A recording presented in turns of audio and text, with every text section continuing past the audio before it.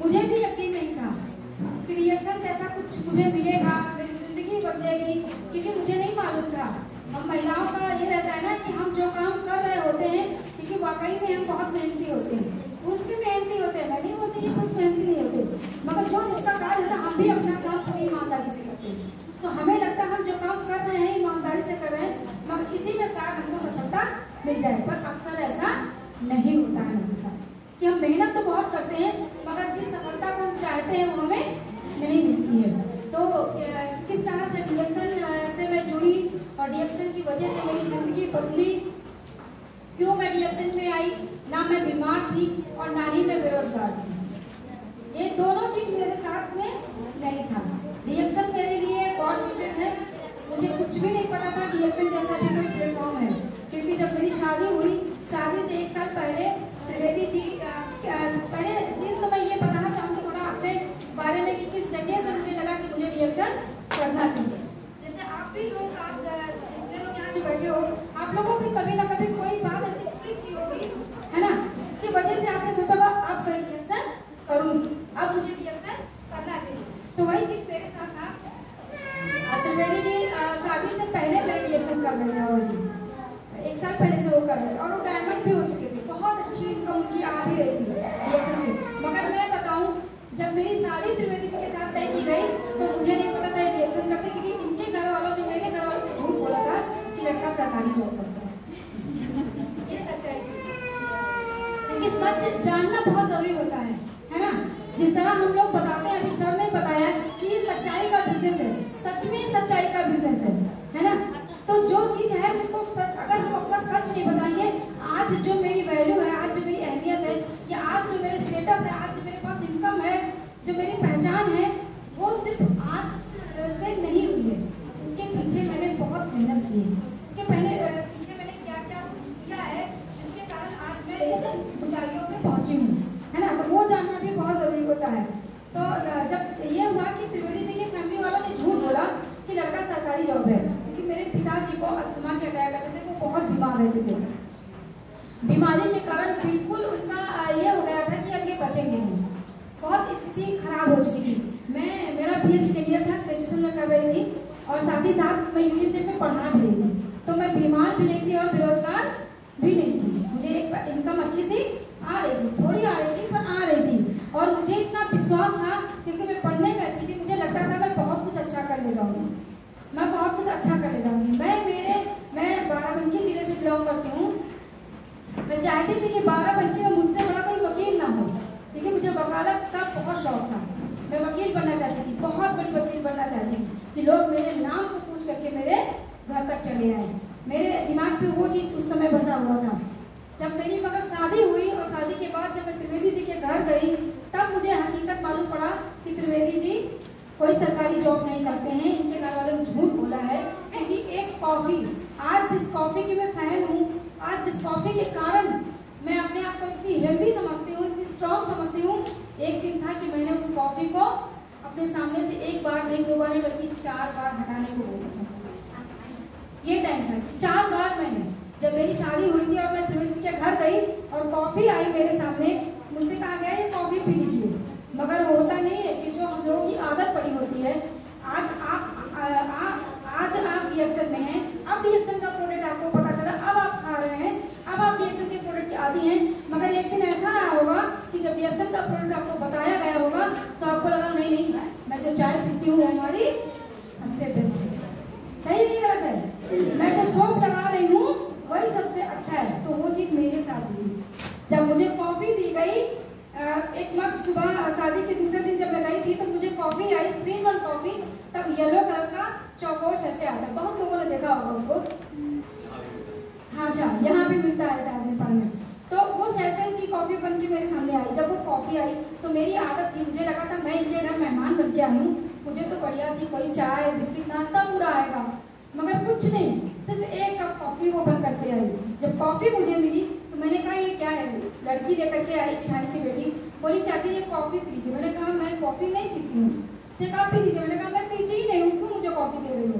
तो उसने कहा आपको ये कॉफ़ी पीनी पड़ेगी। मैंने कहा मुझे चाय बना के दे दो बढ़िया दूध वाली, मैं कॉफ़ी नहीं पीती हूँ। तो उसने कहा आपको चाय के लिए मना किया।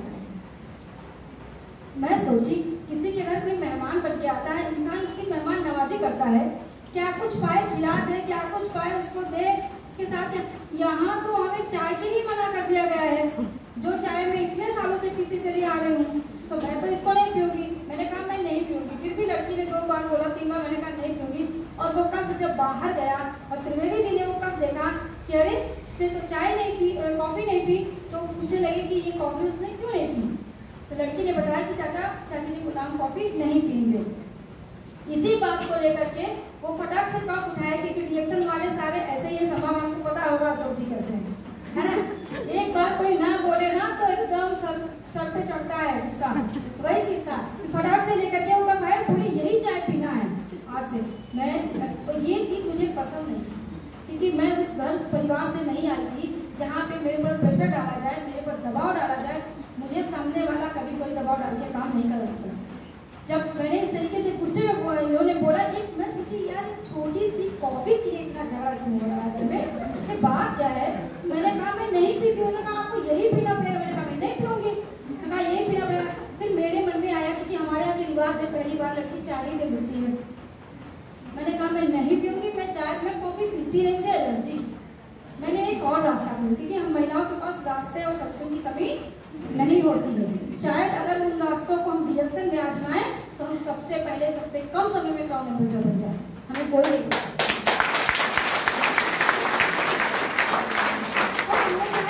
पिएंगे।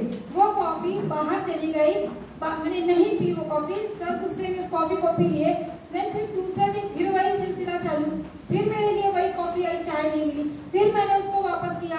फिर तीसरे दिन आई, फिर जब 14 दिन मैंने कहा कि मैं कॉफी चाय पीती नहीं। मैंने बोला कि ऐसे क्या करूं कि मैं रास्ता ही साफ कर दूं, ये बार बार कॉफी आने जाने का काम ही खत्म हो। मैंने कहा मैं कॉफी चाय कुछ नहीं पीती हूँ, हो सके तो खाना दे दो, नहीं तो वो भी मत दो। मैंने दिमाग में यही था कि मुझे तो चौथे दिन चले ही जाना। मगर यहाँ पे क्या हुआ, जब तीसरे दिन शाम को मैं इनके किचन में गई, इनके घर के, तो वहाँ पे बहुत सारे डिब्बे रखे थे, कॉफी के डिब्बे थे और आर्टिजन रखा हुआ था, नोनी जी जूस रखा हुआ था, तब कांच की बोतल में छोटा आता था, रखा हुआ था। जब मैं किचन में गई मैंने देखा वो सब लगा हुआ है, तो मैंने कहा ये सब क्या है। ये मेरे दिमाग में यही कॉफी मेरे लिए बार बार जाती है, ये यहाँ भी रखी हुई है।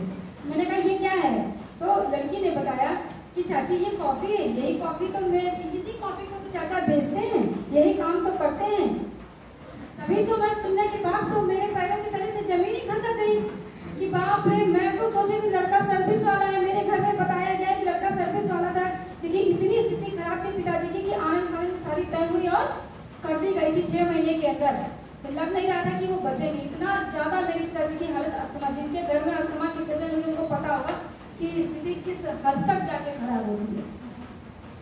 मैंने कहा ये चाय कॉफी क्यों बेचते हैं, तो मुझे लगा कि शायद कुछ कैंटीन में फ्री मिलता होगा या कुछ होगा, इसलिए ये लड़की बोल रही है। तो मैंने कहा ऐसा कौन करता है। फिर मैंने उसको पूछा कि ये चाय कॉफी क्यों बेचते हैं, तो बोले यही काम तो करते हैं।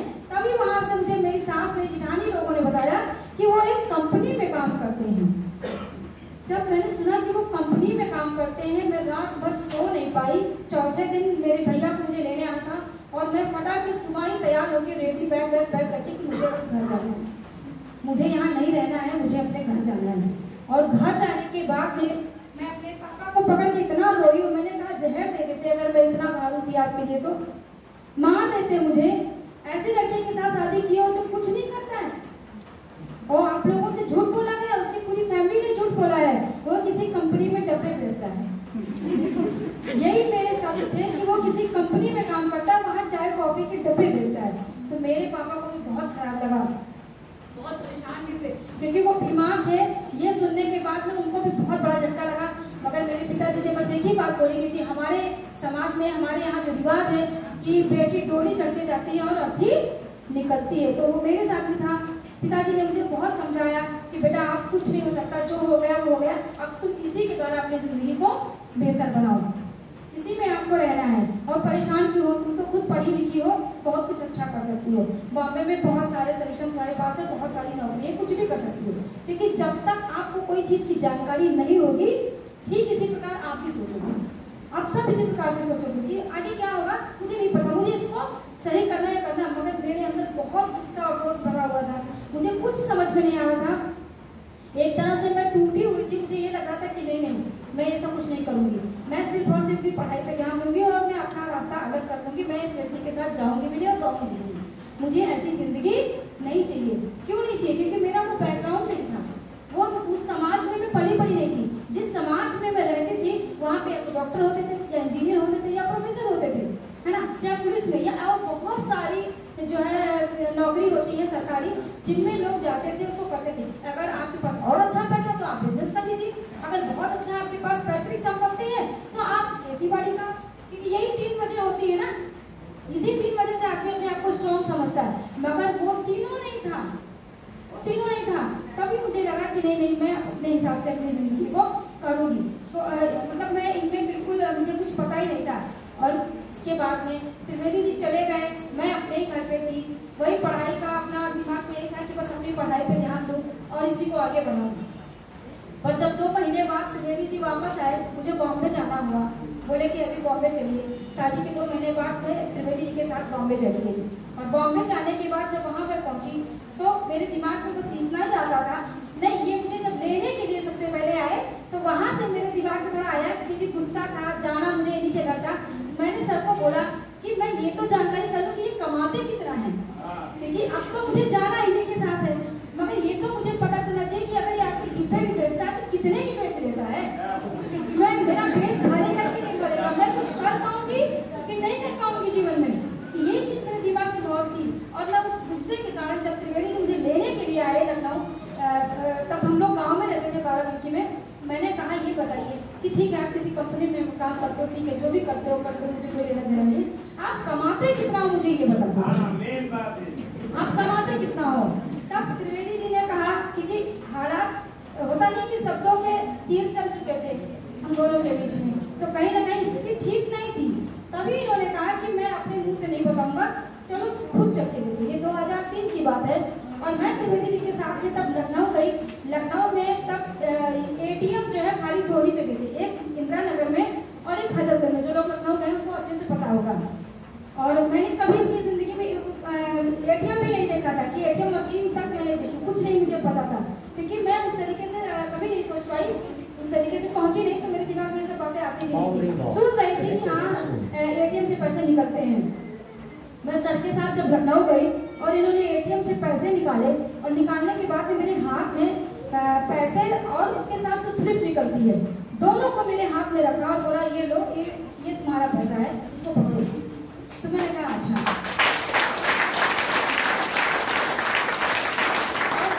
मैंने वो पैसे पकड़े और पैसे पे भी मेरा ध्यान नहीं गया कि मैं पहले पैसों की गड्डी गिनूं, मैं रुपए गिनने को छोड़ दो। मैंने सैलरी स्लिप को सीधे आगे किया कि देखो इसमें आया कितना है या ये बंदा कमाता कितना है। जैसे मैंने सैलरी स्लिप देखी तो उसमें 60,000 रुपये,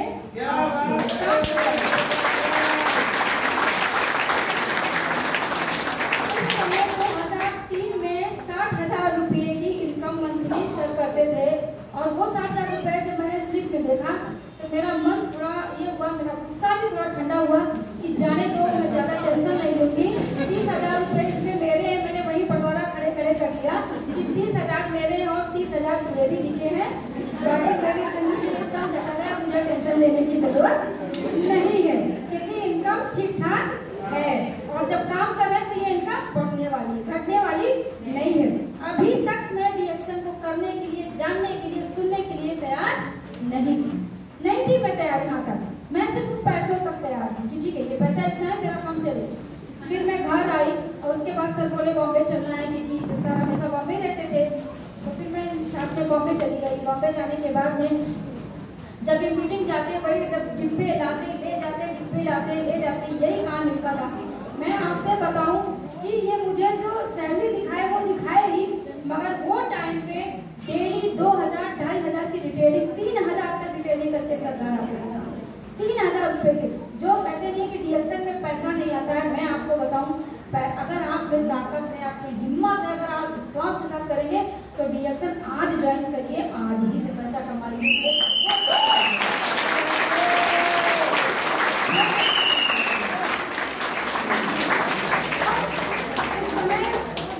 पैसा जो लेकर के आते थे वो मैं देखती थी, मगर फिर भी मेरा करने का मन नहीं करता था। मैं बस देखती थी, सर खुद बताते थे, सुबह प्रोडक्ट भर के लेकर के जाते थे, शाम को सारा प्रोडक्ट निकाल करके आते थे, और रिटेलिंग का पैसा मुझे 2000, किसी दिन 2,500, किसी दिन 3,000 देते थे ला करके, और पीवी से पैसा जो आता था वो अलग से आता था। फिर भी मैंने, मगर जब मैंने देखा तो थोड़ा सा हुआ कि मुझे रहना तो इसी में, तो क्योंकि मैं एक महिला हूँ, मुझे अपनी घर गृहस्थी जब सजाना संभालना है तो मैं इसमें शुरू करूंगी ना, कुछ तो हरकत करना चालू करूंगी। तो मैंने अपना घर गृहस्थी की जिम्मेदारियां संभाली, कुछ ये करना है तो थोड़ा घर गृहस्थी का सामान लेकर के आना है, तो कभी कुछ करना है, तो इस तरीके से मैं पैसे लेती और अपना जो है घर गृहस्थी का सामान लेकर के आती। सर कई बार बोले जिस दिन छुट्टी होती, अक्सर सैटरडे संडे कभी ये खाली नहीं रहते, हमेशा बिजी। तो मैं बोलती चलो आज सैटरडे है या संडे है, संडे लोग घूमने जाते हैं, मूवी देखते हैं, मुझे भी घुमा ले चलो। तो ये बोलते मूवी देखने का मेरे पास टाइम नहीं है, मीटिंग में चलना है तो चलो, और मैं मीटिंग में जाती नहीं, मैं कहती मैं मीटिंग में नहीं जाऊँगी। फिर कई बार क्या हुआ कि मुझे झूठ बोल करके लेकर गए, इनको लगा कि ये ऐसे तो जाएगी नहीं, तो बोले चलो आज तुमको मूवी दिखाता हूँ। मैंने कहा अच्छा, तो मैं फटाफट तैयार हुई, मूवी के चले गई कि मुझे मूवी दिखाएंगे। जब मैं मूवी देखने के लिए गई तो मुझे ऐसे हाल में बैठा दिया गया। तो जब बैठा दिया गया, बैनर वगैरह लगते ही मैं माहौल तो तुरंत समझ गई। हाँ, तो मैंने कहा ये तो यहाँ मीटिंग होने वाली है, तो बोले हाँ मीटिंग शुरू हो जाएगी, लोग आ जाएंगे, हम आपको मूवी ले चलेंगे। तो मैंने कहा अच्छा ठीक है चलो बैठती हूँ। क्योंकि सर 1 साल में डायमंड हो गए थे, 1 साल के अंदर मुंबई में पहले डायमंड सर बने थे।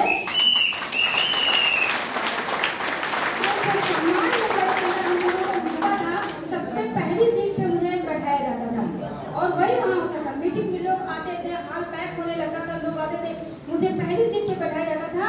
मैं एक सीट छोड़ करके दूसरी छोड़ कर तीसरी, जैसे जैसे लोग आते थे मैं सीट छोड़ के पीछे जाती थी, और पीछे जाने के बाद में हाल पैक होता था और मैं पीछे से निकल जाती, मैं भाग जाती थी, वहाँ पे मैं रुकती नहीं थी, और मैं सीधे मुझे मार्केट में, मुझे शॉपिंग का बहुत शौक है, मुझे कोई कितना भी पैसा दे दे, कोई शर्त लगा ले, कितना भी पैसा दे दे, मैं उसको दिन भर में खत्म करके दिखाऊं।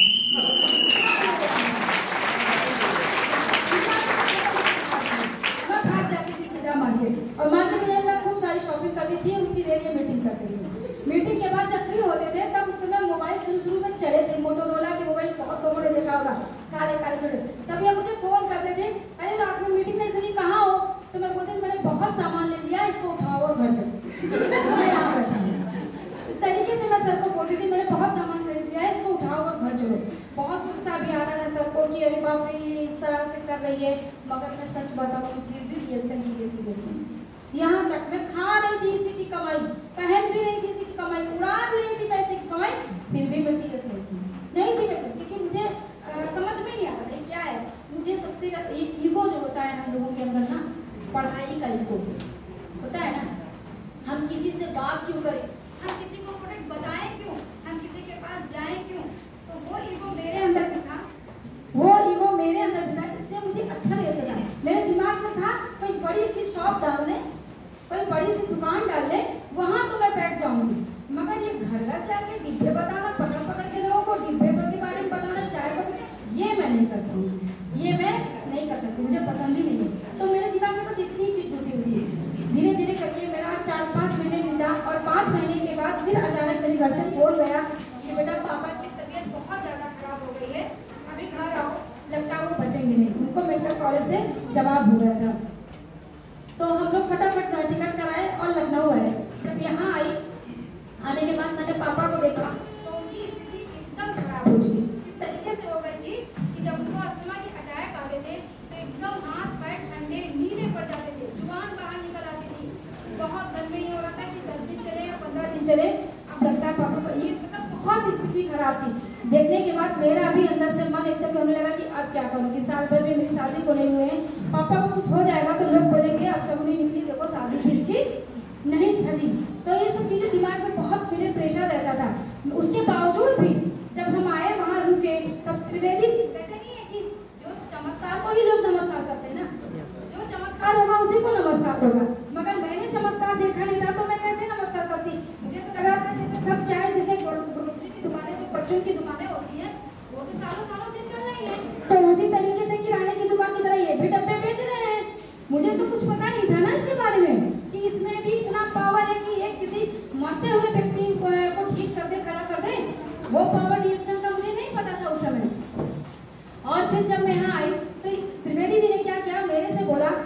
आरजी जेल बड़ा वाला लेकर के आए, बोले ये आरजी जेल पापा को खिलाओ, पापा ठीक हो जाएंगे।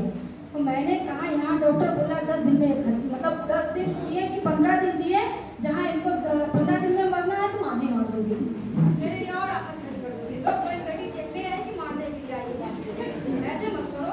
तो ये बोले नहीं नहीं खिलाओ, ये प्रोडक्ट बहुत अच्छा है, बहुत लोग ठीक हो जाएंगे, मगर विश्वास नहीं था।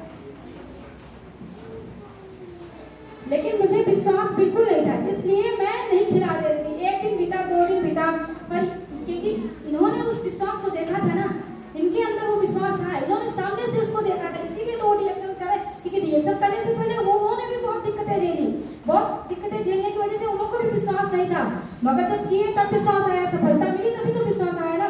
तो वही चीज था, मैं मना करती रही, मैंने नहीं प्रोडक्ट खिलाया, मगर ये पता नहीं कैसे मम्मी को कन्विंस कर ले गए मेरी। जब मम्मी को कन्विंस किए और बोले मम्मी ये प्रोडक्ट खिलाओ पापा ठीक हो जाएंगे, तो मेरी मम्मी ने कहा दामाद है, आया है, बोल रहा है, चलो 2 कैप्सूल खिला देती। ये सोच करके मेरी मम्मी ने 2 जेल घोल बनाती थी, एक ढक्कन, क्योंकि पानी भी नहीं पी पाती थी, चम्मच से पानी डाला जाता था मुंह में, तो एक ढक्कन बनाती थी और आधा चम्मच उनके मुंह में किसी तरह धीरे धीरे जब थोड़ा सा सांस वो होता था तब डालती थी और जाता था। इस तरीके से उनको जो है मम्मी मेरी प्रोडक्ट देना शुरू की। ये प्रोडक्ट 1 हफ्ता तक जब मेरे पिताजी खाए तो उनको जो सांस उखड़ती रहती थी थोड़ा सा आराम मिला, जिसके कारण कि अगर एक सिर्फ चम्मच भर के अगर उनको कोई चीज खिलाई जाए तो वो अंदर लेने लगे थे। मतलब इतना आराम सिर्फ दिखा, कहते नहीं है कि फर्क दिखना ही बहुत बड़ा चमत्कार मेरे लिए हो गया था। और फिर उसके बाद और प्रोडक्ट खिलाया गया 15 दिन तक। हम लोगों ने देखा कि जब 15 दिन तक रेगुलर वो प्रोडक्ट पापा को दिया गया, जहाँ 2 टाइम देते थे वहाँ 3 टाइम देना शुरू किया। मम्मी ने कहा मुझे लग रहा है कुछ प्रोडक्ट काम कर रहा है, ये प्रोडक्ट अच्छा है, ये दवाइयों से बड़ा, और दवाइयाँ भी एक दो कम करना पड़ा। 15 दिन के बाद हमने देखा कि जो रजाई लगा के उनको पीछे बैठाया जाता था, पकड़ के उठाया जाता था, बैठ तक नहीं पाते थे, वो खुद से अगर पीछे कोई रख दो तो अपने आप अपने शरीर को रोक करके वो बैठने लगते। ये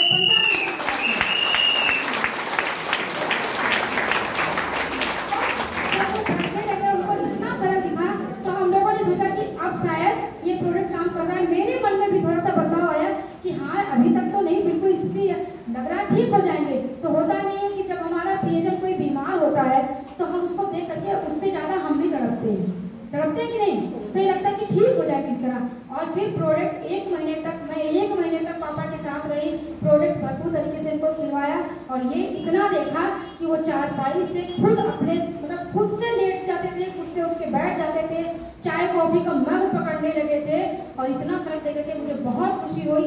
और मैंने बहुत धन्यवाद उस दिन इस प्रोडक्ट और इस कंपनी को किया, और वहीं से मेरे दिमाग में बता आया कि जब ये एक मरते हुए व्यक्ति में जान पहन सकता है, ठीक कर सकता है, इसका मतलब ये प्रोडक्ट बहुत चमत्कारी, ये बहुत कुछ कर सकता है। और मेरे दिमाग में वहीं से बदलाव आया, क्योंकि मुझे त्रिवेदी जी ने नौकरी के लिए मना कर दिया था। सर ने बोला कि हम तुम्हें नौकरी नहीं कराएंगे, अगर करना है तो रिएक्शन करो, नहीं करना तो कुछ मत करो, मैं कोई प्रेशर भी नहीं दूंगा, अगर रिएक्शन नहीं करना चाहते तो मैं कोई दबाव नहीं दूंगा, मगर मैं नौकरी नहीं करने दूंगा। मुझे नौकरी पसंद नहीं है, मैं इतना कमाता हूँ कि तुम इसको जितना मर्जी उतना उड़ा लो, अपनी शौक पूरी कर लो, मगर मैं नौकरी नहीं करने दूंगा। ये सोच त्रिवेदी जी की उस समय की थी, क्योंकि होता नहीं है कि जिस तरह हीरे की परत जौहरी को होती है, उस तरीके से रिएक्शन के हर लीडर को परख होती है हर एक नए व्यक्ति को ज्वाइन कराने के लिए कि ये व्यक्ति बहुत कुछ अच्छा कर सकता है, ये महिला बहुत कुछ अच्छा कर सकती है, और ये पुरुष बहुत कुछ अच्छा कर सकता है। वही चीज थी त्रिवेदी जी को कि हाँ रितु अच्छा कर सकती है, मगर सीखना पड़ेगा, बिना सीखे तो रोटियां भी नहीं बनाई जाती हैं, बना मिलती है नहीं ना, उसके लिए भी हमें सीखना पड़ता है। तो वही चीज थी। फिर मैं जब बॉम्बे गई 1 महीने के बाद, यहाँ पापा की स्थिति में काफी सुधार देखा, काफी प्रोडक्ट यहाँ पे मैंने मंगवा करके दे करके और मैं चली गई। 6 महीने में आपको बताऊं कि 6 महीने में मेरे पिताजी खुद से खड़े होने लगे, चलने फिरने, अपनी पेंशन निकालना, 12 बंकी जाना, सारा काम खुद से करने लगे। और ये फर्क देख करके मेरी शादी के 8 साल तक मेरे पिताजी जीवित रहे, कभी डंडा नहीं पड़ा।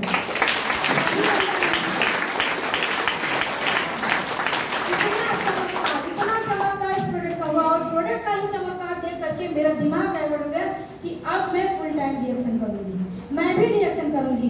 क्यों? क्योंकि इधर जब मैं बॉम्बे गई तो मैं भाड़े के मकान में रहती थी, फ्लैट में, 1 साल किसी तरह भाड़े के फ्लैट में रहने के बाद में जब दूसरा साल आया तो वहाँ 12 महीने का एग्रीमेंट कराते हैं, 11 महीने में खाली करने को बोलते हैं। जैसे 11 महीने में खाली करने को बोले तो मुझे खराब लगा, क्योंकि ये भी स्थिति मैंने कभी अपने घर में नहीं झेली थी ना, कि आज यहाँ रूम लेना, कल वहाँ रूम लेना है, तो वो चीज़ मुझे पसंद नहीं था। मैंने सर को बोला कि मैं रोज 11 महीने के बाद में सामान यहाँ से वहाँ से वहाँ रखना मुझे पसंद नहीं है। इस बॉम्बे के अंदर मेरा अपना खुद का फ्लैट होना चाहिए, मेरा खुद का फ्लैट होना चाहिए। तभी सर ने कहा कि अगर अपना चाहते तो हम दोनों अगर मिलकर काम करेंगे तो वो दिन दूर नहीं कि साल भर के अंदर हम अपना फ्लैट जरूर ले लेंगे।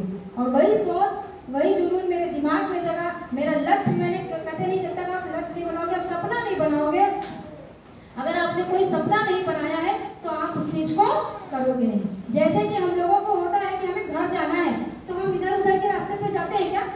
नहीं ना, सीधे वही रास्ता पकड़ते हैं जहाँ से हमारा घर मिलता है। तो मेरे लिए उस समय मेरा लक्ष्य वही था कि मुझे बॉम्बे के अंदर अपना फ्लैट लेना, मुझे इधर उधर भाड़े पे नहीं रहना है। और यही चीज, क्योंकि मैं थोड़ा शौकीन थी, मुझे शौक था घूमने का, फिरने का, है ना, शॉपिंग का, क्योंकि मेरी सोच भी बड़ी थी, मेरे खर्चे भी बड़े थे, तो मुझे काम करने का जुनून भी था, मुझे ताकत थी कि मैं बहुत कुछ अच्छा कर सकती हूँ, बस सीखने का। अब यहाँ पे आता है कि जब तक आप सीखोगे नहीं तब तक जीतोगे नहीं। देखो, हर व्यक्ति हर काम में निपुण नहीं होता है, सही कि गलत है? है ना? अगर जो इंजीनियर है वो इंजीनियरिंग में अच्छा कर लेता होगा, मगर वो डॉक्टरी कर लेगा क्या? नहीं कर लेगा। डीएक्शन एक ऐसा प्लेटफॉर्म है जहाँ सफलता पाने के लिए आपको सफल लीडर के साथ रहना पड़ेगा, यहाँ से सीखना पड़ेगा। आपने क्या पढ़ाई की है वो मायने नहीं रखती, मगर उस नॉलेज के साथ में आपको अगर डीएक्शन में सफलता पानी है तो यहाँ का नॉलेज लेना पड़ेगा उन सफल गुरुओं से, उन सफल लीडरों से जो सफलता का स्वाद हाथ चखे हुए हैं, जो आज सफल है, वही आपको सफलता का राज बताएंगे। आप दूसरे व्यक्ति से पूछने जाओगे वो नहीं बताएगा, बल्कि बहुत से लोग तो आपको ऐसे मिलेंगे कि ये काम छोड़ दो, आप तो फंस गए हो, ये वर्ड वो आपके लिए यूज कर सकते हैं, हमारे लिए यूज कर सकते हैं, तो वो चीज़ नहीं होना चाहिए। फिर मैंने त्रिवेदी से कहा कि मुझे जानना है कि डीएक्शन कैसे करें, क्या होता है। तो ये बोले, आप तुम्हें तो बोलने का बहुत शौक है, इसमें तो बोलने का ही काम है। तो मैंने कहा क्या बोलना है? बोले आपको सीखना पड़ेगा कि बोलना क्या है। पर मेरा बेबी था, बड़ा वाला बेटा मेरा पेट में था, मैं प्रेग्नेंट थी, तो मैं रोज मीटिंग में नहीं जा सकती थी। सर मीटिंग में जाते थे, उसके बावजूद भी मैं एक एक डिब्बे के बारे में सर से पूछती थी कि अच्छा जब आप मीटिंग देने जाते हो तो आप बात क्या करते हो, क्या आप बताते हो तो कोई कॉपी दे लेता है। सर ने मुझे बताया, मैं ये फायदे बताता हूँ, ये बताता हूँ, वो बताता हूँ, जो जिस तरीके से ये बात करते थे उन चीज़ों को इन्होंने मुझे बताया, और मैं वो चीज़ें अपने दिमाग में लेने लगी, बैठाने लगी उस ज्ञान को कि अच्छा अब मैं भी कॉफ़ी के बारे में, मैं आपसे बताऊँ, मैं 2 महीने तक इन्हीं से कॉफ़ी के बारे में सीखती थी, बाकी प्रोडक्ट पे ज़्यादा बात भी नहीं करती थी। मैंने कहा अब मैं भी कॉफ़ी के बारे में बात करूँगी जब बाहर जाऊँगी। सर ने बोला ठीक है। तब इन्होंने मुझे 2-in-1 कॉफ़ी 5 पाउच दिया, 5 पाउच 2-in-1 कॉफ़ी दिया, और बोला ये कॉफ़ी तुम बेच के दिखाओ, 2 महीने से सीख रही हो, ये कॉफ़ी तुम बेच के दिखाओ, ऐसे तो बहुत बात करती हो। मैं आपसे बताऊं कि मैं अंधेरी में रहती थी, मैं जब शाम को भाजी लेने के लिए नीचे उतरती थी तो वो 5 पाउच कॉफ़ी लेकर के गई, मैं सबको देख के तो डर जाती थी, लगता है ना डर, आप लोगों को भी लगता होगा कि ये आदमी पैसे वाला है, ये ना कर देगा, ये पढ़ा लिखा है, ये ना कर देगा, बहुत समझ कर, ये अकड़ू टाइप का लग रहा है, लगता है ना, ये पता नहीं सुने कि ना सुने, ये तो स्वस्थ है, इसको क्या बता के प्रोडक्ट दूंगी, है ना, ये बीमार है तो बोलेगा पैसा ही नहीं, ये गरीब है, इसके पास पैसा कहाँ से होगा, ये कैसे खाएगा।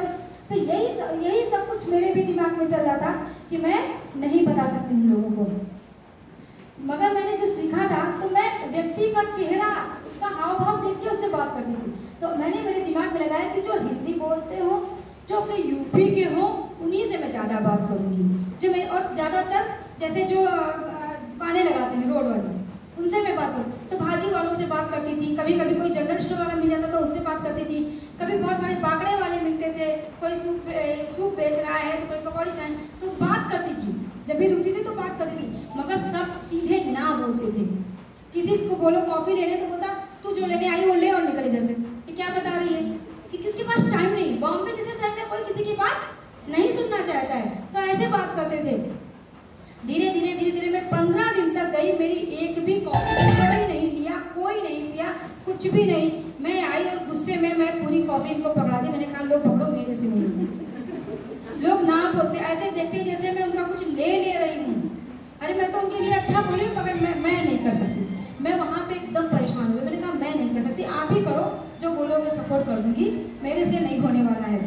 तब इन्होंने मुझे चैलेंज कर दिया, बोले अब्बास हो गया, आप तो जिले की सबसे बड़ी वकील बनना चाहती थी और वकील का वाह भी नहीं पता है तुम्हें कि वकील जो होता है वो एक वक्ता होता है जिसको बहुत बोलना पड़ता है।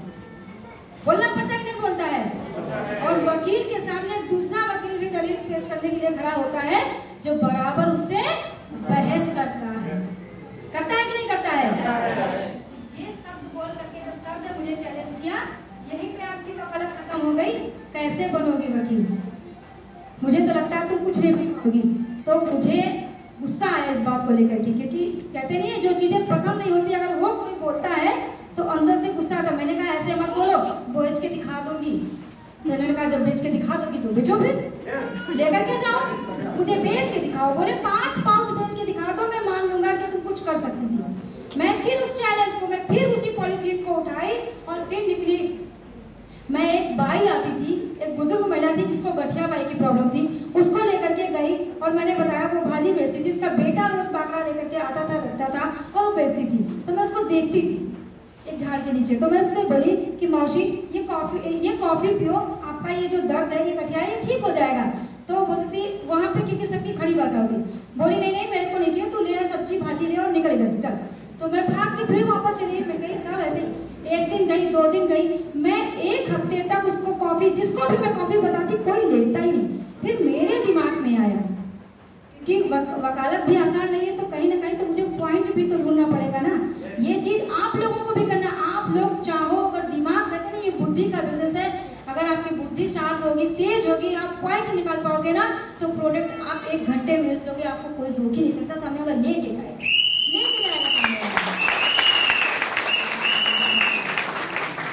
कुछ नहीं किया, मैं सोची अब मैं इसको कॉफी नहीं बताऊंगी, और मैंने ब्लैक कॉफी को क्या किया, मैं लेके गई। तो मैंने फिर उसी महिला से कहा, मैंने कहा मौसी मैं रोज आपको बोलती हूँ, अभी छोड़ो। मैंने कहा अभी मैं वो जो आपको बोले थी कॉफी, ये एक जड़ी बूटी का पाउडर आया है। मैंने उसको बोला ये एक जड़ी बूटी का पाउडर है, ये पाउडर पियोगी ना मौसी तो तुमको बहुत आराम मिलेगा, ये आपका दर्द ठीक हो जाएगा। ये मेरे गाँव वाला ने करके आया है, उसने मुझे दिया था, एक लोगों को होता वो बिल्कुल ठीक हो गया। तब उसने कहा अच्छा ठीक है 1 पाउच दे दे। तब मैं उस दिन मैंने उसको 1 पाउच कॉफी दिया, 1 पाउच। उस बुजुर्ग मैंने ने 1 पाउच मेरे से कॉफी ली और लेकर के गई, उसका 4 बार उसने पिया। और पीने के बाद होता नहीं है कि जब कोई चीज तुरंत असर दिखाती है ना, तो इंसान का विश्वास या उसका दिमाग भी उसका थोड़ा घूमता है। उसने देखा जब कॉफी पिया ना, तो उसको थोड़ा सा दर्द कम लगा कि आज मेरे हाथ पैर में दर्द कम है। 4 दिन पीने के बाद में 5वें दिन जब मैं भाजी लेने गई, तो उसने खुद सामने से कहा, क्योंकि वहाँ पे सब यूपी वाले को भैया ही भैया नहीं बोलते हैं, तो बोले भैया नहीं वो तू जड़ी बूटी लेके आई क्या? तो मैंने कहा हाँ लेके आई, मौसी चाहिए क्या? तो बोली हाँ, आज तो मेरे को 2 पाउच दे।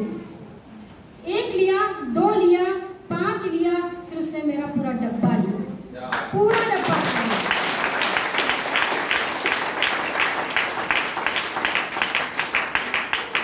वो मेरी पहली कस्टमर बनी, और वो महिला का आशीर्वाद मेरे को लगा। उस दिन से मैं कहते नहीं कि जब आप किसी बात को बार बार लगातार बोलोगे तो वो प्रैक्टिस बन जाएगी कि आप बोलने में एकदम निपुण हो जाओगे, फिर आप कहीं रुकोगे नहीं, थकोगे नहीं, आपके लिए हर चीज आसान हो जाएगी, बोलना आपके लिए आसान बात हो जाएगी, है ना। प्रोडक्ट के बारे में आपको किसी से बात करना हो तो क्या सोचने की जरूरत है? अभी किसी नए व्यक्ति से अगर बोला जाए कि आप 1 घंटा से बात करो, बोलेगा क्या बोलूँ मैं, क्या बोलूँ, और वही अगर आपको दिया जाए 1 घंटा के, आप 4 घंटा बात कर लोगे। तो यही चीज मेरे साथ हुआ। उसने 5 बार, फिर मैंने कहा कि अब मैं रुकूंगी नहीं, मैंने इनको दिखा दिया, मैंने कहा देखो मैंने डब्बा तक बेच दिया। फिर मैं उस दिन से त्रिवेदी जी ने भी मुझे बहुत कुछ सिखाया। सबसे पहले तो इन्होंने ये सिखाया कि अपना ईगो खत्म करो, हर व्यक्ति से बात करने की आदत डालो, और सबसे पहले मुझे जो सबसे बड़ी बात त्रिवेदी जी ने सिखाई कि ना सुनने की आदत डालो, और ना ही मैं सुनती नहीं थी। ना सुनना मेरे लिए इतना खतरनाक था, इतना खराब मुझे लगता था। अगर किसी के सामने से बोल दिया ना, मत मानो आफत हो गई मेरे लिए, कैसे बोला होना। तभी उन्होंने मुझे बताया कि आपको ना सुनने की आदत डाली, आप पहले ना सुनने की आदत डालो। और मैंने वो चीज़ एक्सेप्ट की, क्योंकि मुझे मेरा लक्ष्य दिख रहा था, मुझे वहाँ फ्लैट लेना था, मुझे बहुत सपने अपने पूरे करने थे। मैंने कहा ठीक है मैं सब कुछ कर लूँगी। मैं आपसे बताऊँ कि त्रिवेदी जी अपनी मीटिंग के लिए निकलते थे तो मैं मार्केट अगर निकलती थी तो कोई ऐसी दुकान में बॉम्बे के अंदर नहीं छोड़ती थी कि मैं जहाँ पे बात नहीं करती थी। मैं अपना प्रोडक्ट निकाल के दिखाती जरूर थी, वो ले ना ले कोई दिक्कत नहीं, मगर मैं दिखाती जरूर थी। और धीरे धीरे धीरे धीरे इस तरीके से मेरा बाबू यहाँ पे हुआ। मैं डिलीवरी के लिए यहाँ आई लखनऊ में आने के बाद मैंने ज्वाइनिंग करवाई 5-6 लोगों की, जिसके कारण बाद में मुझे बॉम्बे छोड़ के लखनऊ शिफ्ट होना पड़ा, क्योंकि वही डिमांड मेरी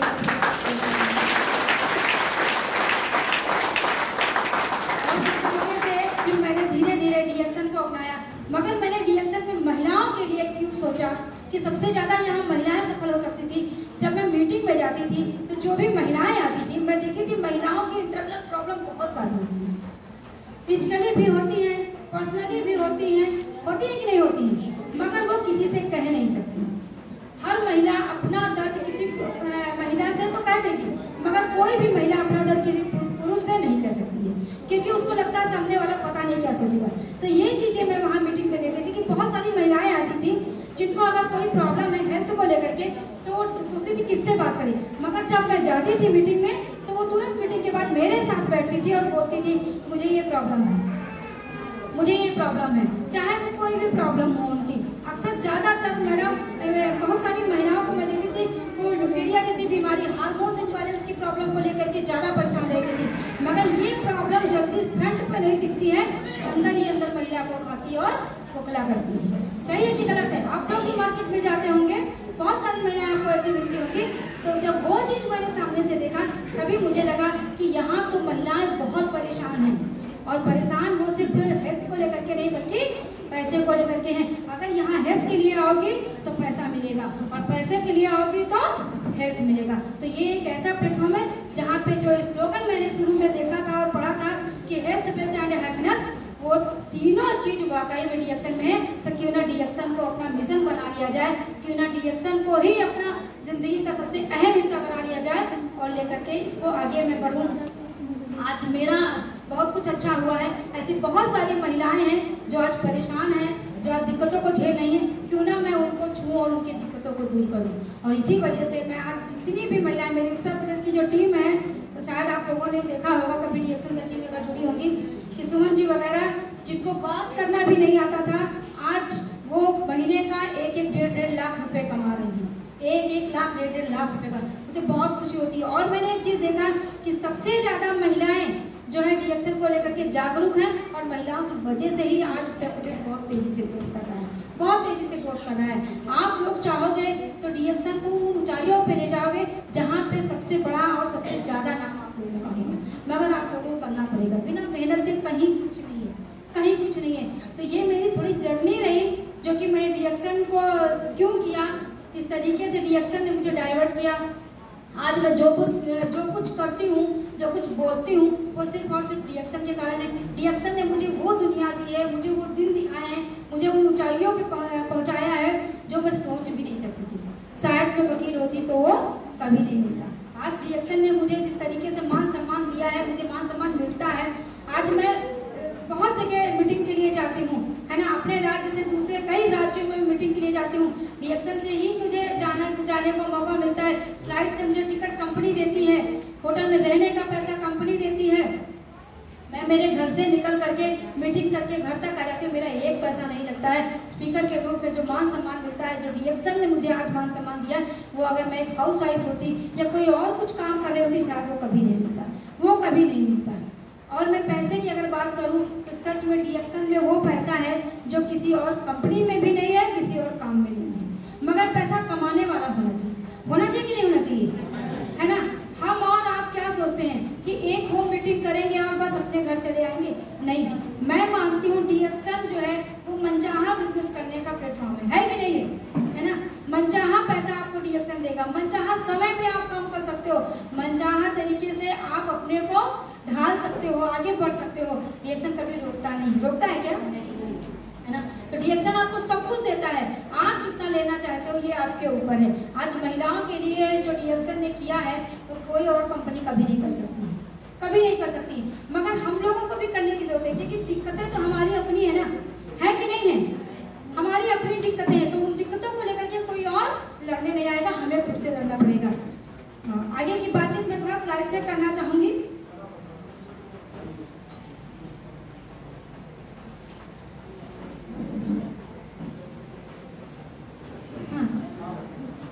यहाँ पे जो मेरा टॉपिक इसमें मैंने स्लाइड में बनाया है कि safe platform for womens reaction.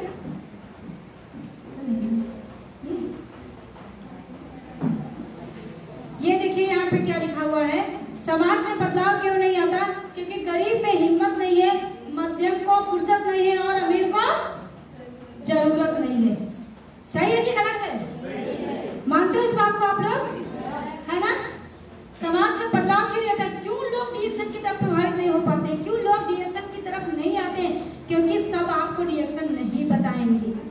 सबको तरक्की नहीं मिली तो सब डीएक्शन आपको नहीं बताएंगे। उनको जरूरत ही नहीं है। गरीब में हिम्मत नहीं है। गरीब चाहता है मैं सुबह से शाम तक सिर्फ मजदूरी करूं, पेट भर लूं, क्योंकि गरीब की सोच है सिर्फ पेट भरने तक की। वो सालों साल काम करता है, वो 10-10 महले की बिल्डिंग बनाता तो है पर रहने को कभी नहीं पाता। ये सोच गरीब की। गरीब में हिम्मत ही नहीं है। मध्यम को फुर्सत है। जो मध्यम वर्गीय है, जिनको 15 से 20 हजार रुपए की सैलरी आ रही है, उनका बॉस उनको जकड़े बैठा है। 12 घंटे की ड्यूटी है। बिना बॉस से पूछे तो वो घर से बाहर, वो ऑफिस से बाहर नहीं जा सकते, वॉशरूम तक नहीं यूज कर सकते, इतना उनके पर प्रेशर रहता है। वो बच्चा बीमार है, घर से फोन जा रहा है, मगर वो छुट्टी लेके घर नहीं आएंगे जब तक बॉस नहीं बोलेगा। तो मध्यम वर्गीय को बिल्कुल फुर्सत नहीं है और अमीर को जरूरत नहीं है। आज तक जो भी आज आपकी आयु है, उस आयु से आप 1 साल पीछे सोच लीजिए, क्या कोई व्यक्ति आपको मिला था कि आप डीएक्शन में सफल हो जाओगे, आप डीएक्शन में बहुत अच्छा पैसा कमाओगे, आप डीएक्शन में अमीर बनोगे? आपको भी अमीर बनने का हक है। कोई मिला था? अगर आपको कोई नहीं मिला होगा, कोई भी नहीं मिला होगा। ये मेरा दावा है, कोई नहीं मिला होगा। अगर कोई मिला होगा तो डीएक्शन का कोई लीडर ही होगा जो आज आपको लेकर के यहाँ आया होगा, जो आपको बोला होगा कि आपकी भी दुनिया बदल सकती, आप भी अमीर बन सकते हो। जोरदार ताली बजाइए जो आज आपको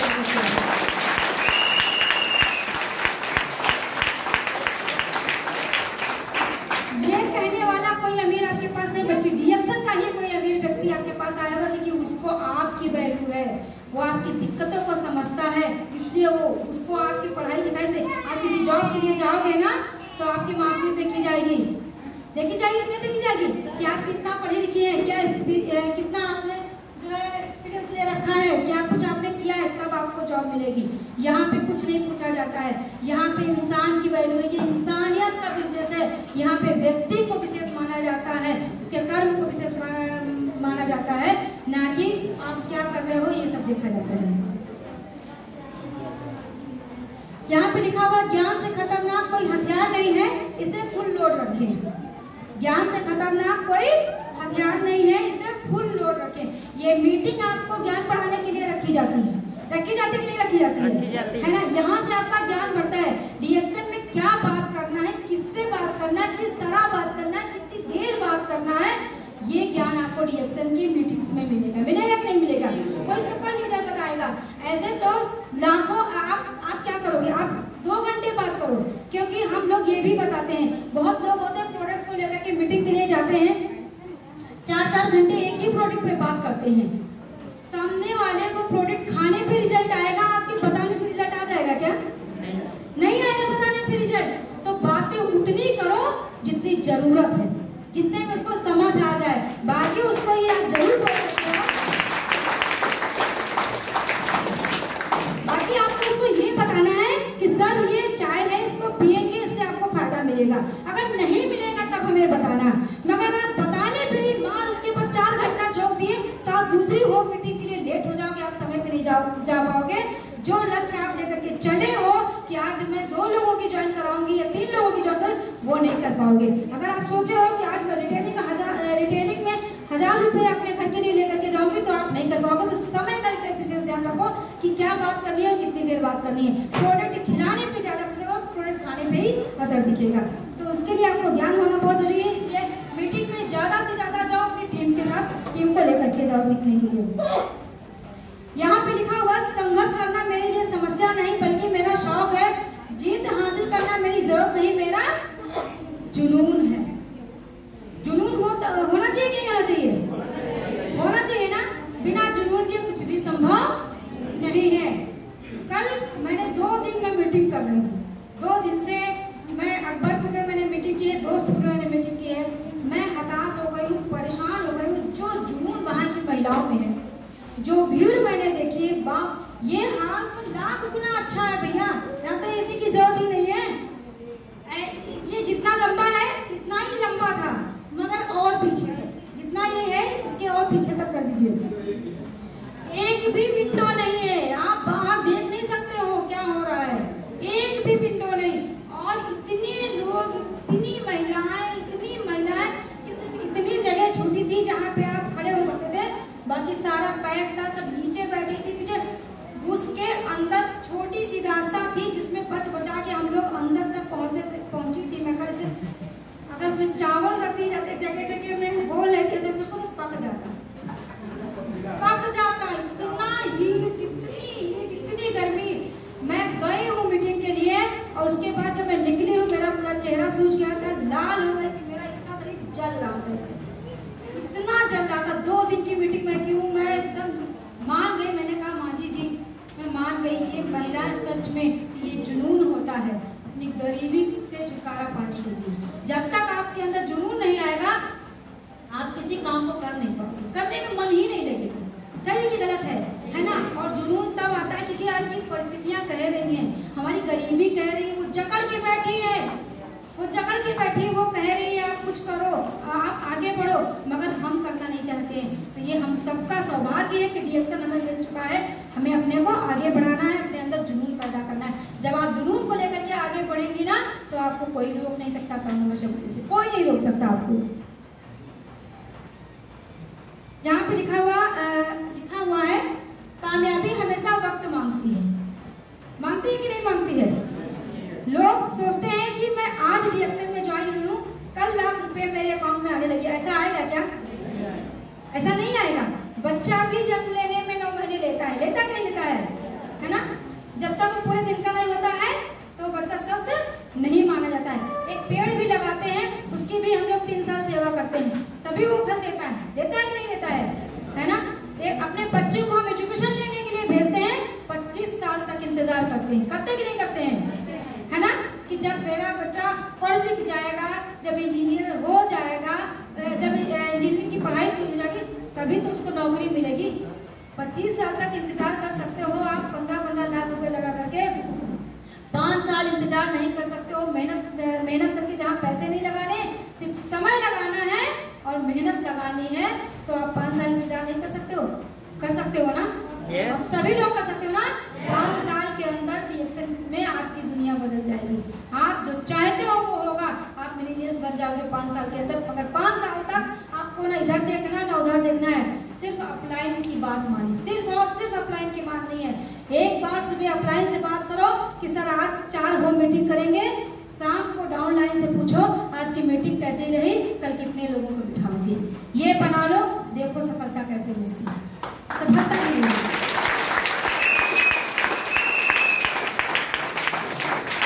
यहाँ पे लिखा हुआ है खुल जाएंगे सभी रास्ते रुकावटों से लड़ तो सही। खुल जाएंगे सभी रास्ते रुकावटों से लड़ तो सही, सब होगा हासिल तू जिद पे अड़ तो सही। अपने आप को जिद्दी बनाओ कि मुझे ये करना है तो करना है, मुझे ये पाना है तो पाना है। आप लोग अपना लक्ष्य एकदम से बना लो, क्योंकि अगर लक्ष्य पे नहीं ये काम करोगे तो शायद DXN में काम करना उतना नहीं है। वेदी जी सामने बैठे हैं, मैं एकदम स्पष्ट बोलती हूँ, मुझे क्लियर बात करने की बहुत अच्छी आदत है, क्योंकि मुझे जो कहते नहीं ये जब मैं DXN में आई और मैं DXN को मैंने जानना शुरू किया, मुझे सबसे पहले बताया गया कि ये एकदम जो है एकदम साफ सुथरा बिजनेस, सच्चाई का बिजनेस है। तो वही सच्चाई है। मैं त्रिवेदी जी को 1 साल में अपना स्टेटस बदलने का टारगेट देकर के रखती हूँ। हम दोनों मेहनत करते हैं, वही कारण है कि हम दोनों आज जो है अपने पूर्वांचल के पहले एग्जीक्यूटिव क्राउन डायमंड है, क्योंकि साल भर के अंदर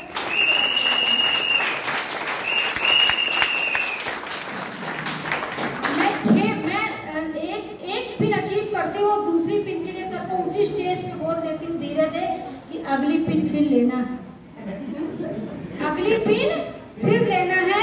मुझे रिकग्निशन नाइट में जाना बेकार हो जाए, अगर मेरी पिन ना हो मैं स्टेज पे जाऊंगी, मेरा जाना बेकार, मैं जाऊंगी नहीं। तो वो चीज़ है, वो मेरा लक्ष्य है कि मुझे अपनी पिन अचीव करनी, बल्कि जितनी जल्दी हो सके मुझे क्राउन एम्बेसडर पर मेरा टारगेट है। उसके लिए मुझे मेहनत करनी है। आज मेरे पास बहुत अच्छी इनकम आ रही है। आज बॉम्बे में मेरे 2 फ्लैट हैं, लखनऊ में मेरा 4 मंजिला घर है, सर होकर के आए हैं, बंगला, गाड़ी, बैंक बैलेंस, जेवर, पैसे, सब कुछ है, सब कुछ है।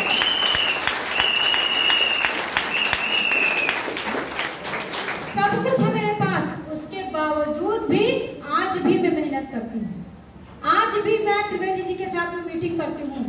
हाँ, आज 3 दिन से मैं मेरे बच्चों को, 3 बच्चे हैं मेरा बड़ा बेटा 20 साल का है, 40 साल की उम्र है मेरी, 40 साल की उम्र है मेरी, मगर ये प्रोडक्ट का ही कमाल है कि हेल्दी हूँ, स्वस्थ हूँ, कोई दर्द नहीं, कोई परेशानी नहीं है। बस गर्मी ज्यादा झेलने में दिक्कत होती है क्योंकि ऐसी रहने की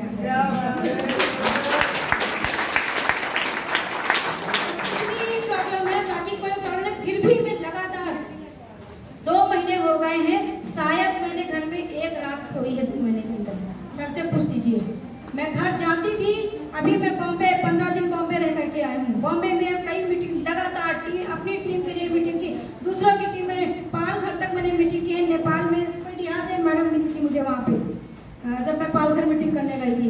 तो इस तरीके से लगातार मेरे बच्चे हैं, मेरा बड़ा बेटा 20 साल का है, वो मेरे दोनों छोटे बच्चों को, लड़की मेरी 13 साल की है, एक बेटा मेरा 10 साल का है, वो संभालता है। और हम दोनों पति पत्नी इतना इनकम होने के बावजूद, इतना पैसा होने के बावजूद भी लगातार लगे, क्योंकि हमारी दुनिया बदल गई है।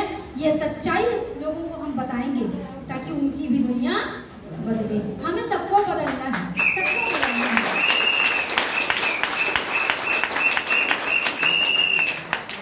यहाँ पे लिखा हुआ है कि ब्लेड की धार तेज होती है लेकिन पेड़ को नहीं काट सकती। होती है कि नहीं होती है? ब्लेड की धार बहुत तेज होती है मगर पेड़ को नहीं काट सकता। कुल्हाड़ी मजबूत होती है लेकिन बाल को नहीं काट सकती। वैसे ही हर इंसान अपनी काबिलियत के अनुसार सर्वश्रेष्ठ होता है। इसीलिए अपनी तुलना किसी अमीर या गरीब या छोटे बड़े से कभी ना करें। आप जो हैं, जैसे हैं, सर्वश्रेष्ठ हैं, अच्छे हैं, बहुत अच्छे हैं। आप किसी और से अपनी तुलना नहीं कीजिए, आप अपने लक्ष्य पे काम कीजिए। जब आप लक्ष्य पे काम करेंगे तो आपको सफलता मिलेगी, मगर एक दूसरे की बराबरी करने से सफलता मिलेगी क्या? नहीं मिलेगी। तो अपने आप में आप कमियां मत ढूंढिए। अगर आपको हिंदी बोलना नहीं आता है तो आप ये मत सोचिए कि मुझे हिंदी नहीं आती तो मैं काम नहीं कर सकती। फिर भी आपको नेपाली आती है ना, आप नेपाल में रहते हो ना, आपको नेपाल वालों के बीच में रिएक्शन को बढ़ाना है तो आप नेपाल में अपनी भाषा का यूज कीजिए। सही है कि गलत है? आप अपनी भाषा को कभी अपने आड़े मत आने दीजिए। आप किसी भी चीज को अपनी सफलता के बीच रुकावट मत बनने दीजिए। फिर देखिए आपको कोई सफल बनने से रोक नहीं सकता है। यहाँ पे लिखा हुआ है, लोहे का स्वाद लोहार से मत पूछो। लोहे का स्वाद लोहार से मत पूछो, उस घोड़े से पूछो जिसके मुंह में लगाम लगी है। सही बात है कि गलत है ना? एक व्यक्ति सारी जिंदगी लोहे का काम करता है, पर उससे पूछो लोहा का स्वाद कैसा, तो वो नहीं बता पाएगा। वही लोहे का स्वाद आप किसी घोड़े से पूछोगे तो शायद वो बता देगा। इसका मतलब है कि रिएक्शन में जो सफल व्यक्ति है, जो सफलता का स्वाद चख रहा है, जो आज देश विदेश यात्रा कर रहा है, घूम रहा है, जिस तरीके से मुझे इतनी बड़ी इनकम आ रही है, तो वही हम आपको बताएंगे ना, है ना? जिस सफलता का स्वाद हम चखे हुए हैं तो वो हम आपको चखाने की कोशिश कर रहे हैं कि भाई आज हम अमीर हुए हैं, हमारा भी बैकग्राउंड नीचा था, हम भी गरीबी से उठ करके आए हैं, हमने भी रिएक्शन से पहले बहुत दिक्कतें झेली, मगर आज रिएक्शन के कारण जो अमीरी मुझे मिली, जो एक मान सम्मान मुझे मिला, जो मुझे पहचान मिली है, वो आप लोगों को भी मिल सकती है।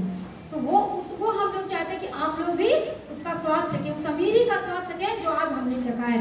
बस आपको मेहनत करनी पड़ेगी। यहाँ पे लिखा हुआ है, तू हंस, तू मुस्कुरा और रोना कम कर दे। तू हंस, तू मुस्कुरा और रोना कम कर दे। तू जिंदा है, जिंदगी की नाक में दम कर दे।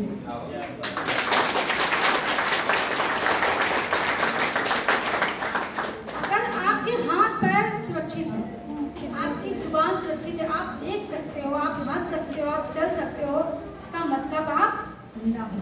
सही है कि गलत है ना? अगर आप जिंदा हो तो आप दुनिया पढ़ सकते हो, क्योंकि क्योंकि इंसानों ने ही ये दुनिया बनाई है। हर चीज का निर्माण कौन करता है? कोई इंसान ही तो करता है ना, है ना। कि हमारे लिए दुनिया बनाई है, किसी ने बनाई है, तो हमारा भी तो कुछ बनाने का फर्ज है कि नहीं है भाई? हम भी तो इस दुनिया में, हमारा भी तो कोई फर्ज है ना कि हम भी कुछ बनाएं। तो अपने आप को, अपने जिंदा होने का कोई प्रूफ दो, और आपको प्रूफ देने के लिए कुछ नहीं है, अपने आप को प्राउड नजर बनाओ, अपनी टीम में मिलियंस पैदा करो,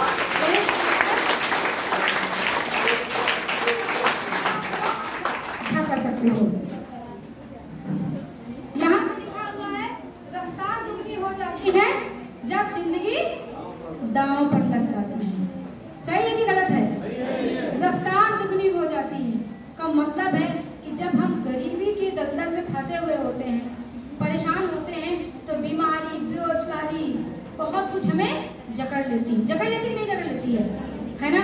और हम भाग रहे होते, भागना चाहते हैं, हमारी जिंदगी दांव पे लग जाती है। हम कोई चाहता है हम बीमार बने, कोई चाहता है हम गरीबी में रहें, सब चाहते हैं बढ़िया गाड़ियों से चले, एसी में रहे, है ना, अच्छा खाएं, अच्छा पहने, अच्छा जीवन अपने लिए चाहते हैं, अपने बच्चों के लिए भी अच्छा चाहते कि नहीं चाहते हैं? हर माँ बाप बच्चों का अच्छे भविष्य के लिए काम करते हैं।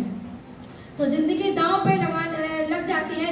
इसीलिए रिएक्शन में अगर आप आएंगे तो यहाँ पे जिंदगी आपकी दांव पे नहीं लगेगी, आपको वो सब कुछ मिलेगा जो आप चाहते हो। यहाँ पे लिखा हुआ है सफलता के मंत्र, हर जगह ताकत का काम नहीं होता है। हर जगह ताकत का काम नहीं होता है। यहाँ पे पिक्चर बनी हुई है, शायद कम दिख रहा होगा। एक जानवर है, उसको एक आगे से खींच रहा है और एक पीछे से धक्का मार रहा है कि नहीं मार रहा है ना? ये ताकत लगा रहे हैं जिंदगी के लिए। तो क्या ऐसा होने वाला है? जिंदगी इस तरह चलने वाली है? नहीं, हर जगह ताकत का काम नहीं होता है ना। सफलता के मंत्र है ये सबसे अच्छी बात है। यहाँ पे रिएक्शन में आप ताकत लगाने की जरूरत है क्या? है ना। यहाँ आप सुबह अभी अगर आप लोग आए तो आपके हाथ में कोई फावड़ा तो नहीं दिया गया ना, बैठ करके आप सुन रहे हो। पता नहीं मैं हजारों शब्द बोलूंगी, 1000 शब्द आपके दिमाग में नहीं बैठेंगे, पर कोई ऐसी बात आपको चुभेगी, क्लिक करेगी, जिसके कारण आपको लगेगा मुझे भी रिएक्शन करना है, मुझे भी कामयाब होना है, मुझे भी आगे बढ़ना है। हर जगह यहाँ बुद्धि का काम है। यहाँ सिर्फ और सिर्फ रिएक्शन समय मांगता है और विश्वास मांगता है। आपका बुद्धि तेज होना चाहिए, आपकी एक्टिविटी अच्छी होनी चाहिए, आप सफल हो जाओगे। यहाँ सफलता का यही है।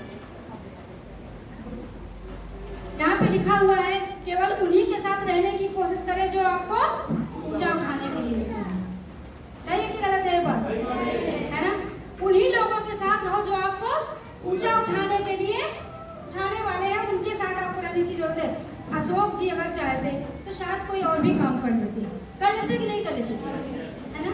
आज एक अशोक जी के कारण आप लोग उनकी टीम से हो, इतने लोगों के लिए अगर वो चाहें तो अकेले सफल हो जाते नहीं, क्योंकि ये रिएक्शन अकेले सफल होने का बिजनेस नहीं है, और न अकेले सफल होने की मजाक है ना। अगर चाहते तो कहीं और जाकर के सफलता पा सकते थे, मगर नहीं, क्योंकि हम और आप एक परिवार का हिस्सा है कि नहीं है। ये संगठन का बिजनेस है, ये जोड़ने का बिजनेस है, और हम सब जो रिएक्शन में जुट जाता है वो एक परिवार का हिस्सा होता है कि नहीं होता है। तो यहाँ पे आप लोगों को उनके साथ रहने से जो आपको सफल उठाने वाले हैं। अगर आज अशोक जी सफल हुए हैं तो वो आप लोगों को लेकर के आए हैं। और क्यों? कभी अशोक जी ने कहा कि मीटिंग कर लेना, मुझे ना बुलाना, नहीं ना। हमेशा बोलते हैं जो मदद की जरूरत हो बताओ मैं आऊंगा, यही बोलता है ना। किसी और जगह किसी और काम में ऐसा कोई बोलता है क्या? कोई नहीं बोलता है। जॉब बनाओगे तो टाइम खींचे जाएंगे, कह रहे नहीं अगर ये मेरे से आगे निकल गया तो इसका बोनस और पैसा बढ़ जाएगा। रिएक्शन में हर अप्लाइड, हर व्यक्ति, हर लीडर यही चाहता है कि मेरी टीम बड़ी हो, मेरी टीम में लोग सफल हो, सबकी इनकम बड़ी हो और सब व्यक्ति सफल हो। तो उन्हीं लोगों के साथ रहिए जो सफल है। जो असफल व्यक्ति उनके साथ कभी मत रहिए। बाहर की दुनिया के लोगों से थोड़ा रिश्ता कम रखिए, वो आपको गुमराह कर देंगे, वो आपकी कामयाबी में आगे आ जाएंगे, वो आपको मिसगाइड कर देंगे, कुछ अच्छा नहीं बताएंगे, रिएक्शन की तरफ से आपको भड़काएंगे। मगर ये नहीं होगा। अगर वो गारंटी लेते हैं कि वो आपको कहीं और से इनकम दिला दे, अगर वो गारंटी लेते हैं वो आपको कहीं से सफल बना दे, तो बिल्कुल चले जाइएगा, मगर ऐसा कभी नहीं होगा। अगर ऐसा हो रहा होता तो ये बीमारी और बेरोजगारी इतनी तेजी से नहीं फैलती, कहीं भी नहीं फैलती। तो ऐसे लोगों के साथ रहिए जो आपको ऊंचा उठाने वाले हैं। यहाँ पे लिखा हुआ है, दिखावे की कोशिश मत करना, जब परफेक्ट हो जाओगे तो खुद ही नजर आ जाओगे। यहाँ दिखावे, रिएक्शन जो है वो दिखावे का बिजनेस नहीं है, ये रियल बिजनेस है। आज हमने और त्रिवेदी जी ने मेहनत की, मेहनत करके ये स्टेटस अचीव किया, इतनी बड़ी इनकम अचीव की, इतना अपना कुछ बनाया, इतनी प्रॉपर्टी मैंने बनाई, तभी तो फ्रंट पे आए, तभी तो फ्रंट पे आए।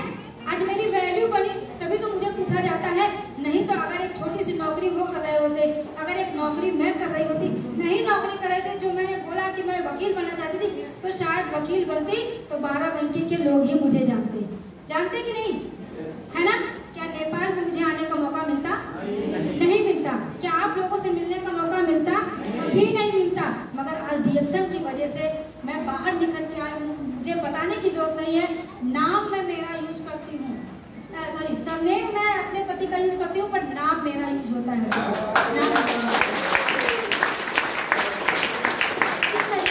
जब मैं परफेक्ट हो गई, आज मैं स्पीकर बन गई। जब शुरुआती दौर था, मुझे कुछ नहीं पता था, तो लोग मुझे देखते भी नहीं थे, कोई मुझे नहीं देखता था, है ना। मैं बच्चे संभालती थी, घर संभालती, मगर जब मेरे बच्चे थोड़ा बड़े हुए, मैंने मेरी सोच को बदला, मैं रिएक्शन की तरफ प्रभावित हुई, तो थोड़ा थोड़ा करते करते करते करते करते करते आज यहाँ पहुँच गई हूँ कि अगर आज किसी को मीटिंग भी लेनी होती है तो कंपनी से बात करता है, कंपनी से मेरे लिए फ्लाइट का टिकट आता है, मेरा होटल बुक होता है, मेरी गाड़ी बुक होती है, तब मैं अपने घर से मीटिंग देने के लिए जाती हूँ, तब मैं जाती हूँ। तो दिखावे की कोशिश मैंने कभी नहीं की। आज परफेक्ट हो गई हूँ तो फ्रंट पे आ गई हूँ, मान सम्मान मिल रहा है। इसी तरह आप लोगों को भी मिलेगा। यहाँ पे लिखा, संघर्ष के समय कोई नजदीक नहीं आता, सफलता के बाद किसी को आमंत्रित करने की जरूरत नहीं है। आज आपको संघर्ष चल रहा है, आज आप पैसे से परेशान हैं, आज आपके पास दिक्कतें हैं, इसलिए आप रिएक्शन में लगे हुए हो अपने को अच्छा बनाने के लिए, अपनी दिक्कतों को दूर करने के लिए। तो आज आपके साथ लोग नहीं होंगे क्या? अगर आपके पास लाखों रुपए की इनकम नहीं है और आप किसी रिलेशन वाले से बोलो भैया मुझे 50,000 रुपये उधार दे दो, तो वो आपकी स्थिति को तोलेगा और तुरंत बोलेगा अभी रखे थे अभी दे दिया। वो यही जवाब देने वाला है, अभी रखे थे और मैंने अभी दे दिया। तो वही आप लाखों रुपये महीने कमाओ और उसी रिश्तेदार से बोलो अरे भैया 50,000 रुपये की जरूरत, तो अरे मजाक कर रही है क्या? बोलेगा कि नहीं बोलेगा? मजाक कर रही है क्या? नहीं तो फिर आइए ले जाइए। आप 50,000 की बात कर रही हैं, 2-4 लाख लीजिए, आप ही का तो घर है, आप ही का तो पैसा है। ये शब्द बोल करके वो आपको बुलाएगा और पैसा देने के। तो इंसान की वैल्यू नहीं, पैसे की बहुत बड़ी वैल्यू है, बहुत बड़ी वैल्यू है। तो इस तरीके से हम लोगों को आमंत्रित करने की जरूरत है कि जब आप सफल हो जाओगे तो ऐसे हजारों लोग बिना बुलाए आपके घर आ जाएंगे। यहाँ पे लिखा हुआ है कि रिस्क हमेशा बढ़ा लो, जीत गए तो कैप्टन बनोगे और हार गए तो सलाहकार बनोगे। रिएक्शन में आना एक रिस्क लेना है कि नहीं है? यहाँ पे आना रिस्क लेना है। बहुत से लोग आपसे बोलेंगे अच्छा फंस गए, बोलते हैं कि नहीं बोलते हैं? यही बोलते हैं, मुझे भी पता है, हमारे वहाँ भी सब यही बोलते हैं। आप रिएक्शन करती हैं, अच्छा फंस गई, आप तो फंस गई हो, अब पता नहीं क्या जाएगा, दिन भर दौड़ाएंगे, कुछ मिलने वाला नहीं है, ये फंसने फंसाने का बिजनेस है। अगर आपको उनकी बात नहीं सुननी, क्यों नहीं सुननी है? ये सबसे बड़ा वजह ये है कि या तो आप रिएक्शन में ज्वाइन न हुए हो। यहाँ नए लोग कितने हैं जो आज पहली बार आए हैं? एक जोरदार ताली होनी चाहिए आप सबको।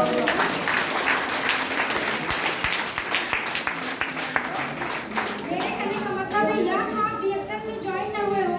अगर आप ज्वाइन हो गए तो आपने तो सामने वाले को मौका दे दिया बोलने का, दे दिया कि नहीं दे दिया, है ना? आप ज्वाइन होते ही उसकी नजरों में चढ़ गए तुरंत। अच्छा इसने रिएक्शन ज्वाइन कर लिया है, रिएक्शन करेगा, रिएक्शन ज्वाइन कर लिया। अब वो मौका ढूंढेगा आपको परेशान करने का, आपको चिढ़ाने का, आपको हताश करने का। अच्छा फंस गए, ज्वाइन कर लिया, कुछ नहीं होने वाला है, मैंने करके छोड़ दिया, ये क्या, 50 बातें वो आपको बताएगा।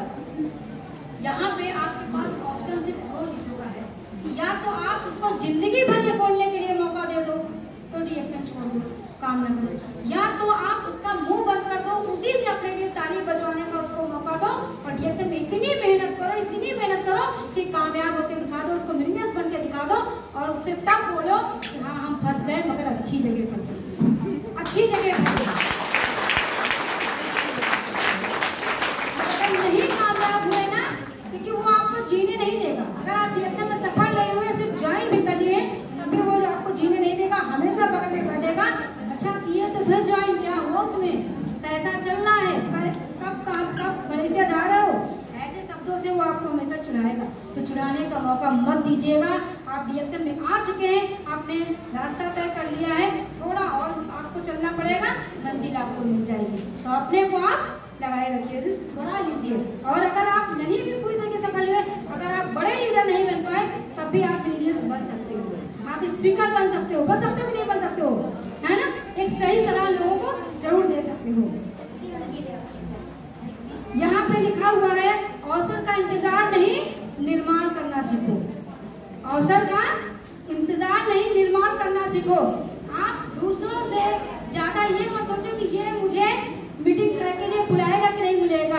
काम आपका है, दिक्कत आपकी है, परेशानी आपकी है, परिवार आपका है, बच्चे आपके हैं, गरीबी आपकी अपनी है, तो मेहनत भी आपको खुद करनी पड़ेगी कि नहीं करनी पड़ेगी, है ना। अगर आपका डाउनलाइन, अगर आपके डाउनलाइन से फोन नहीं आ रहा है कि मैडम मुझे आज मीटिंग करानी है, तो आप मीटिंग करने नहीं जाओगे, चाहोगे।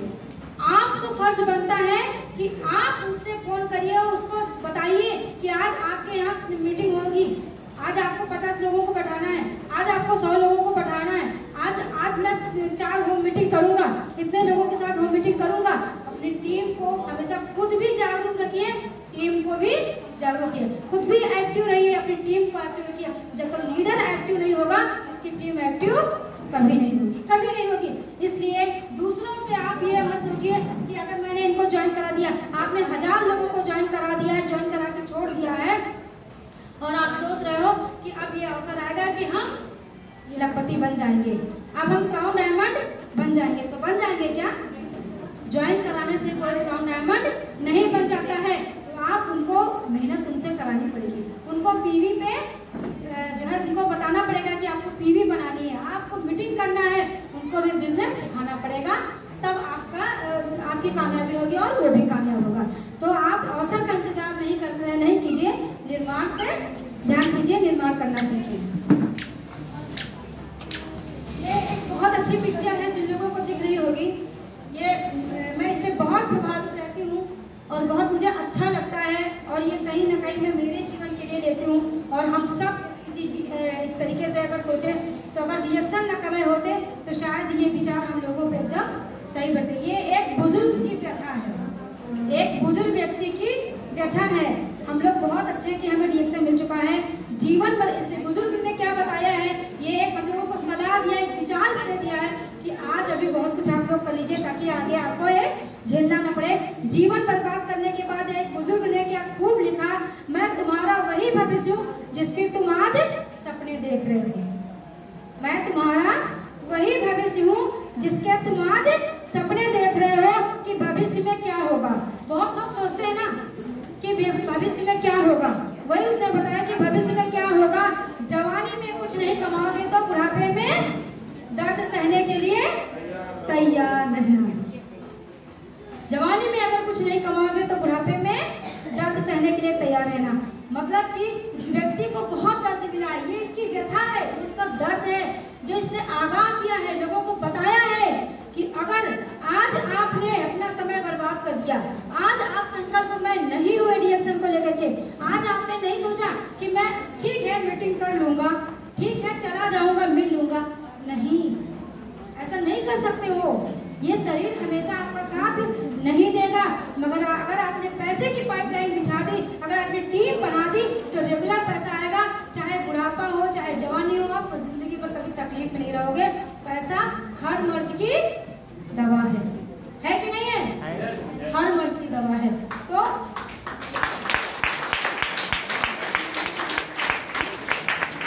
आज जवानी में मेहनत करके टीम बना लीजिए, कल बुढ़ापे में इतना पैसा आएगा कि मजे से बैठ करके खाएंगे, एक एकदम अच्छे से रहें कि बच्चे भी आपको मान सम्मान दें।